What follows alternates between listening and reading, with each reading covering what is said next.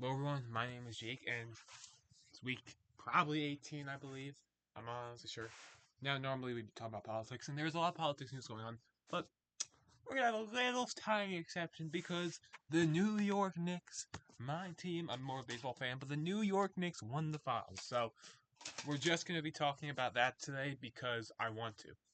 Now, also, I'm also pretty happy that the Wembanyama didn't win it, but that's besides the point. The New York Knicks, which finished 53-29, third in the Eastern Conference, steamrolled their way to the finals and won it. They were down 10 points in every single finals game, but they won 4 of them.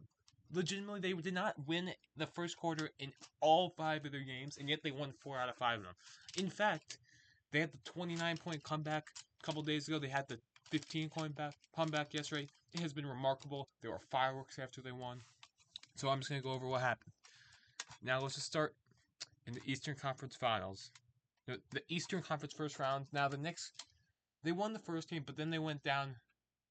Actually, I don't know. They won the second game, then they went down 2-1, and then they proceeded to win, I believe, 13 straight games to steamroll their way to the finals.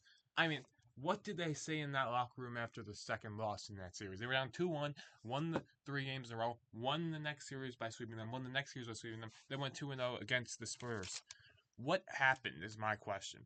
In closing games, besides the Spurs game, which they still won, but in closing games besides that, they win on average by at least 30 or 40 points. It's ridiculous. Their championship odds were plus 900. Plus 900. They were not the favorites. They were not close to being the favorites. All right.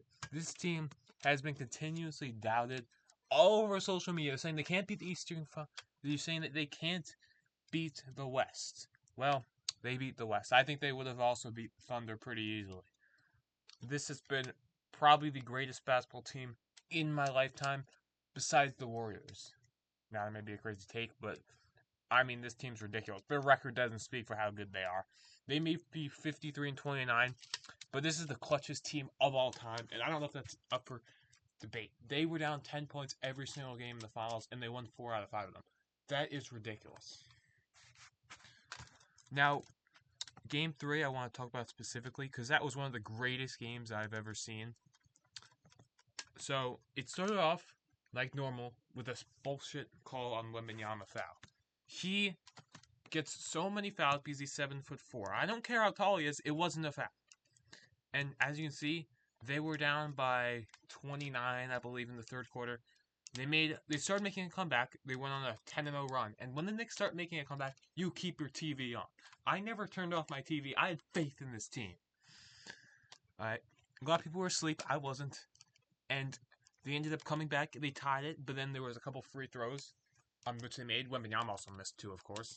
And then Fox, up by 1, had the ball over there. He decided to shoot it and missed the layup.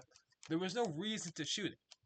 Because if he just stayed there, he would have been fouled, and then he would have made the 2 points, and we would have lost. But then there was the iconic tip-in by OG.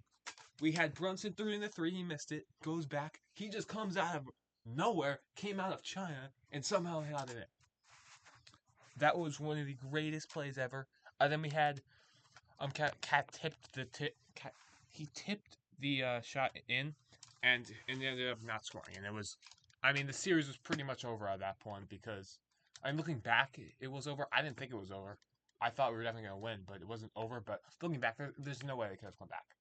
And Wembanyama was saying they were going to make the comeback. He is, I'm not trying to be rude. He is one of the most immature people I've ever seen. That's saying a lot. All right. I'm probably pretty immature. He's really immature. Okay, he needs to learn some manners. He was saying, and then after the 5th game, and I'm going on a rant. After the 5th game, he said, "Hope I never see you again," to the reporters. I know reporters are rude, but you can't be saying that. It's not a good look after you lose. And Wembanyama didn't do so well here. He had he had like 5 blocks, but that's pretty much it. Brunson scored 45 points and won the MVP. He scored, I believe, 15 points in the third quarter. It's ridiculous. There was tons of clutch shots by him. And literally right after they won, there was fireworks near my house. I bet that there would be fireworks, but there actually was. It was really incredible. I just hope that if the Yankees eventually win, which I don't know, man. Maybe one day I'll see it. That I'm still gonna be alive at that point because I honestly don't know if it'll ever happen. I mean, I was not that old when they won, and it's been misery. All right. I honestly would rather they just didn't make the playoffs a couple times, like 2019. I mean, what's the point of winning if that's just gonna happen to you? Um, there's also been around 1,000 memes, which have been absolutely hilarious. Tons of receipts on people on Twitter. We also had this amazing meme.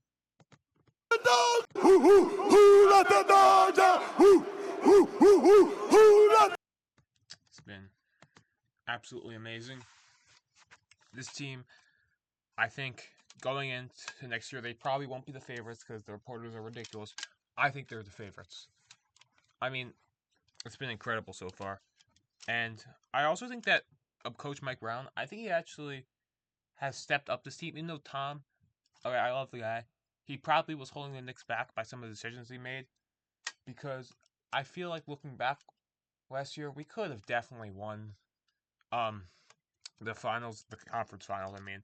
And it's kind of disappointing we didn't, but who cares now? The 53-year wait is over, Knicks fans. I'm not a diehard Knicks fan. I really was rooting because I wanted everyone else to be happy. But Knicks fans has finally done it. The wait is over. Goodbye. Thank you.